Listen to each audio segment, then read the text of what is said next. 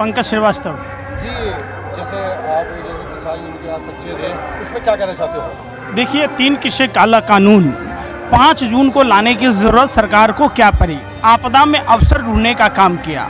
ये 3 कृषि काला कानून में एक कानून है कॉन्ट्रैक्ट फार्मिंग, जिस कॉन्ट्रैक्ट फार्मिंग के विरोध में महात्मा गांधी जी बैरिस्टर की नौकरी छोड़कर बिहार के चंपारण से सत्याग्रह किया था। सरकार आज जब हमारे पूर्वज गोरे अंग्रेजों के खिलाफ लड़ा था और आज हमें इन काले चोरों के खिलाफ लड़ना पड़ रहा है, जिनके बाप दादा गोरे अंग्रेजों की गुलामी और दलाली करते थे, वो आज फिर देश को गुलाम बनाने की कोशिश कर रहे हैं। देखिए, पूरे देश को समझना होगा, भारतीय जनता पार्टी और आरएसएस के द्वारा, देश के दलाल मीडिया के भरवे पत्रकारों के द्वारा, जिन लोगों के द्वारा, आप वो वैसे लोग जो भारतीय बैंकों में डकैती डालते हैं, जो जिन्हें उसका मालिक है सुभाष चंद्रा, आप समझिए, उसको राज्यसभा का सदस्य बनाया गया।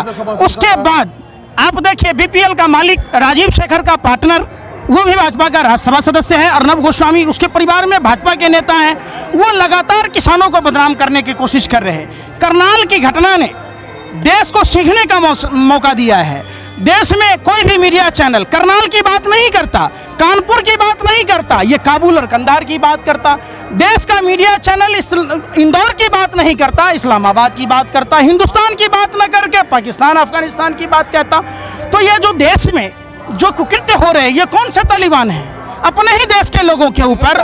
400 में सिलेंडर था, अब 950 में। अरे भैया, मैं क्या बोला, इनका हेड गेबार के बाद MS गोवलकर आरएसएस का द्वितीय गुरु था। उन्होंने अपनी किताब में लिखा 95% लोगों को गरीब बनाना, 5% लोगों के हाथ में सत्ता का केंद्रीकरण देना। उसी एजेंडे पर आरएसएस और बीजेपी के लोग काम कर रहे हैं। इनके बाप दादा श्यामा प्रसाद मुखर्जी, जो जनसंघ के थे, भाजपा के फाउंडर मेंबर थे, उन्होंने 1941 में सरकार बनाई थी बंगाल प्रांत में मुस्लिम लीग के फजाउल हक के साथ, और धर्म के आधार पर विभाजन की बात की। 42 में भारत छोड़ो आंदोलन को चलने की बात की। उसी के एवज में गोरे अंग्रेजों ने आरएसएस रॉयल सीक्रेट सर्विस वालों को गार्ड की नौकरी दी।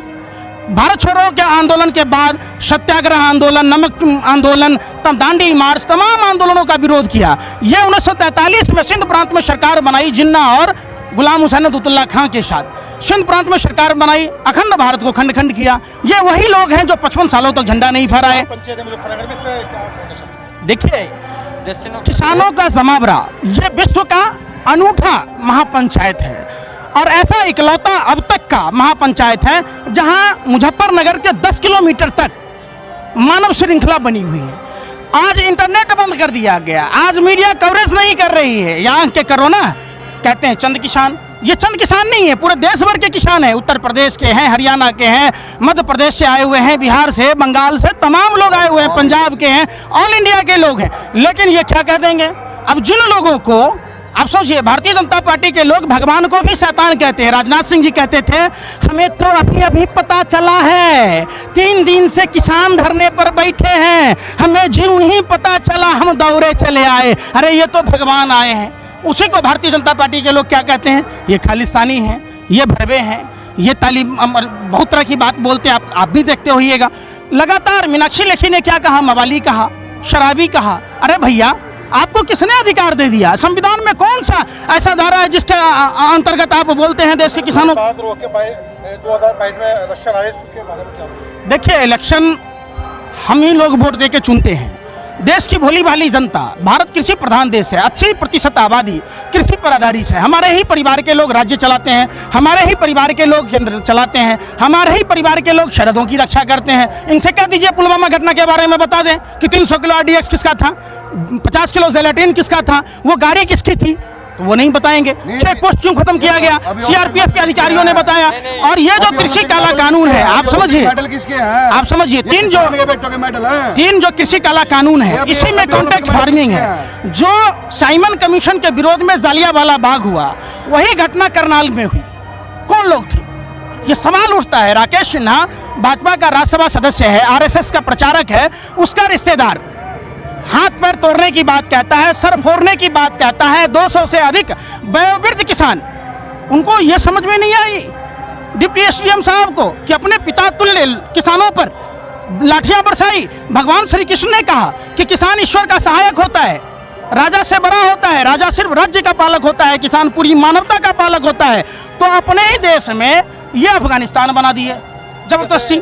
हमारे चैनल के माध्यम से क्या कहना चाहते हैं? देखिए, देश के लोगों को समझना होगा करनाल की घटना से कॉन्ट्रैक्ट फार्मिंग में एसडीएम और डीएम से बात करने की बात है, वही एसडीएम किसानों पर किस तरीके से किया।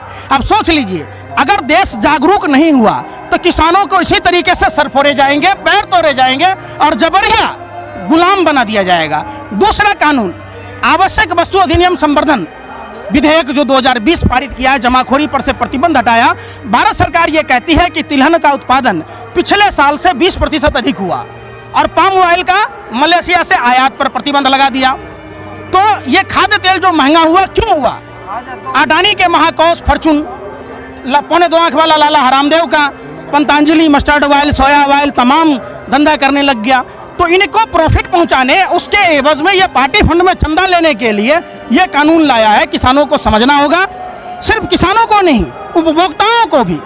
आज देखिए, महंगाई चरम सीमा पर है। बात उसकी नहीं होती कि पेट्रोल डीजल कितने दाम आसमान छू दिए, बात इसकी नहीं होती कि 400 रुपए के सिलेंडर महंगाई डाइन खाए जाते हैं। अब की महंगाई इनकी भौजाई हो गई, डार्लिंग हो गई, हंसी टिटोले कर रहे। तो ये जो आप समझिए, आप कहाँ से आए हो? हम बिहार से हैं। नेशनल रिसोर्सेज है, पानी प्राकृतिक संसाधन है। जब बहुराष्ट्रीय कंपनियां पानियों पर यह करती है तो पानी 10 रुपए लीटर से 500 रुपए लीटर तक बिकती है। तो जाहिर सी बात है, किसानों का अनाज अगर इन उद्योगपतियों के हाथ लग गया तो उसका क्या हाथ होगा। उदाहरण के तौर पर मैं आपको बताता हूं, मक्का का कीमत 8 से 10 रुपए है, लेकिन 2.25 आंख वाला बाबा रामदेव के यहाँ 44 रुपए किलो बिक रहा है। तो ये देश की दूसरी आज़ादी की लड़ाई हमारे देश के पालनहार अन्नदाता किसान भाई लड़ रहे हैं। इसमें सभी का सहयोग जरूरी है। और ये हम, धर्म क्या है? धर्म एक चमोटी है। जैसे तांगे में घोड़े को चमोटी बांध दिया जाता है। क्यों बांधा जाता है? कि वो अगल बगल की हरियाली ना देखे और सीधा चलता रहे। देश में धर्म के बारे में, अरे धर्म, ये देश भारत महान क्यों है? हिंदू का नाम त्याग, मुसलमानों का नाम ईमान। जुल्म और अपने न्यूज चैनल्स में क्या कहना चाहते हो?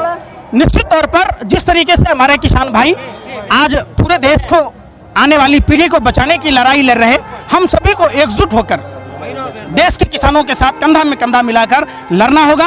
और सरकार को चाहिए कि अविलंब इस कानून को वापस ले ले। सरकार कर रही है, हम किसानों की आय दुगुना करेंगे।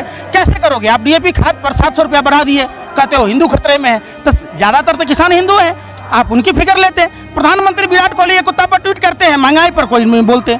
दिल्ली में वाल्मीकि समाज की बिटिया के साथ मंदिर में पानी के लिए हुआ, प्रधानमंत्री वहां नहीं जाते हैं, झाड़ू पकड़ लेते हैं, 0.5% सेस पर लगा देते हैं। प्रधानमंत्री से न इनसे घर संभला, न लुआई संभली, न देश की अर्थव्यवस्था संभली, न सरहद संभली। ये देश को जसोदाबेन बना दिया।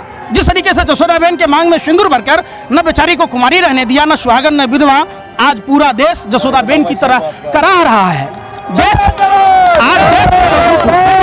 भगत सिंह फांसी के फंदे पर इसलिए नहीं झूले कि देश को बेचा जाए। चोरी बेचना पाप है, देश बेचना पुण्य है। 3 तलाक पर सजा का प्रावधान है, बगैर बताए पत्नी को छोड़ देना राजधर्म है। गौ हत्या पाप है, इंसान की हत्या माफ है। तो ये कैसा देश बनाना चाहते? और तालिबान की खबर दिखा रहे। अरे किसानों की खबर दिखा दीजिए, छात्र नौजवानों की खबर दिखा दीजिए, महिलाओं पर अत्याचार की खबर दिखा दीजिए। देश भुखमरी के कगार पर है, उस खबर को दिखा दीजिए। तो कुत्ता कलेश को किया गया। अरे कोरोना काल में देश ने देखा, प्रधानमंत्री जी कोरोना को फैलाया। आज कहते हैं कि किसान कोरोना काल में। एक बात मैं पूछना चाहता हूं पत्रकार महोदय, कि पहली लहर कोरोना का संज्ञान लेना था प्रधानमंत्री को जब चाइना में वुहान शहर में 2019 में हुआ। 31 दिसंबर को WHO ने कहा था। प्रधानमंत्री उसके उल्टा क्या कर रहे थे? दिल्ली में चुनाव करा रहे थे, ट्रंप की गुलामी कर रहे थे। अब समझिए, पहली लहर आई, दूसरी लहर एमपी की सरकार बना रहे थे, बिहार बंगाल इस समय चुनाव प्रचार में आई। तीसरी लहर जन आशीर्वाद यात्रा में नहीं फैलेगी। कोरोना क्या कह रहा है कि भाजपा के नेता लाखों की भीड़ करे तो कुछ नहीं हो, और देश की जनता अगर अधिकार मांगे तो कोरोना फैल जाएगा। सारा दिन ये लाखों की भीड़ करते हैं, रैली करते हैं, रोड शो करते हैं, और शाम में आते हैं कहते हैं 2 गज है दूरी, मास्क है जरूरी। रामायण दिखाते, कहते तांत्रिक बाबा, दाढ़ी वाले बाबा। कोरोना कहता रहा कि आप अस्पतालों में दवाइयां बढ़ाइए, अस्पतालों में डॉक्टर बढ़ाइए, अस्पतालों में ऑक्सीजन बढ़ाइए, और ये दाढ़ी बढ़ाता रहा।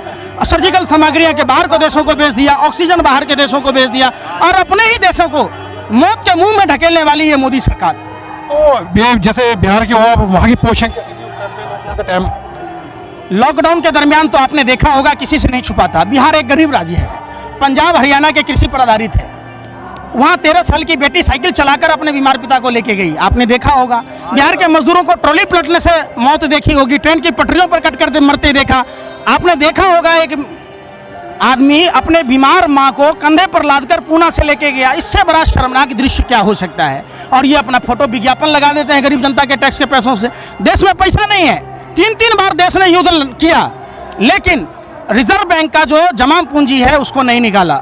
जीएसटी से फायदा हुआ, नोटबंदी से फायदा हुआ, पूरा देश बेचने से फायदा हुआ, तो पैसा गया कहाँ कहाँ। मुझे तो कहते हैं मैंने 1,000 रुपये अकाउंट में डाले और अपने चावल, अनाज, चना ये दिया। कितना डाले, कितना डाले? 1,000 रुपया में 2 साल से क्या होगा बताओ। खुद तो मशरूम की सब्जी खाते, कहते मेरी माँ तौका बलतन तलती थी, बाप चाय बेचता था, अब बेटा मशरूम की सब्जी खा रहा। 10 लाख का सूट, 5 लाख का बूट, 1.5 लाख का घड़ी, 1.5 लाख का चश्मा। 24 घंटा बंदा बोलता झूठ पर झूठ, झूठ पर झूठ। गधा के जन्म छुड़ा रहे, बाप मरा अंधेरे में, बेटा का नाम पावर हाउस है। देश भूखा मर रहा है जो देश दे रहा है। खुद नरेंद्र मोदी हर महीने 12 लाख का खर्चा है इसका मसाज का, चेहरे का, उसमें क्या कहना चाहते हो? 1,26,00,000 रुपया खाने पर खर्चा नहीं बता रहे, मेकअप पर खर्चा है उसको नहीं बता रहे। अपने लिए कानपुर की, करनाल की, पहुंच जाते काबुल और कंधार। जैसे आप मुजफ्फरनगर में आए, महाचंद पंचायत में, स्टेट में कुछ आप कुछ बयान करोगे? क्यों नहीं करेंगे भाई, ये देश हमारा नहीं है, हमारा ही देश है। आप पाकिस्तान के लोगों को बुलाकर चैनल में बिठाइएगा, हम हिंदुस्तान के होकर हिंदुस्तान में नहीं आए, बिहार कोई पाकिस्तान में थोड़े ना है, पूरा भारत एक है। आप समझिए, जो लोग कहते हैं चंद मुट्ठी भर किसान है या किसी खास स्टेट के हैं, उनके मुंह पर करारा तमाचा मुजफ्फरनगर का ये पंचायत है। बहुत बढ़िया, तुम्हारी बातचीत बहुत बढ़िया लगी। आपका क्या नाम है? पंकज श्रीवास्तव। ठीक है पंकज भाई, ओके, बहुत बहुत शुक्रिया। पंकज भाई सब मिले हैं, बहुत अच्छी बात करी है, ये पंकज भाई को धन्यवाद। और आबादी के कारण धन्यवाद हिंदुस्तान की जनता, जिसके कारण हमने 85,000 करोड़ रुपए का फ्लाइट लिया, नया संसद भवन बना रहे, नया आवास बना रहे। देश में लोगों के ऊपर सर पे छत नहीं है, कितने लोग बेघर हैं उस पर चर्चा नहीं होती, कितने लोग भूखे